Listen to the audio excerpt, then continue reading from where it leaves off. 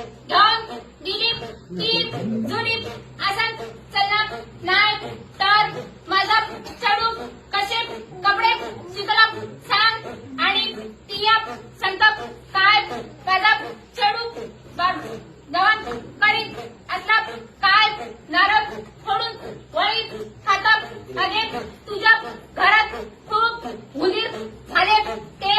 अशी वळी घेऊन जातात आणि असे कटे टाकून देतात आणि तिया संताप काय माझा चढू भांडी फोडतात अनेक तुझो झील असलो होतो तो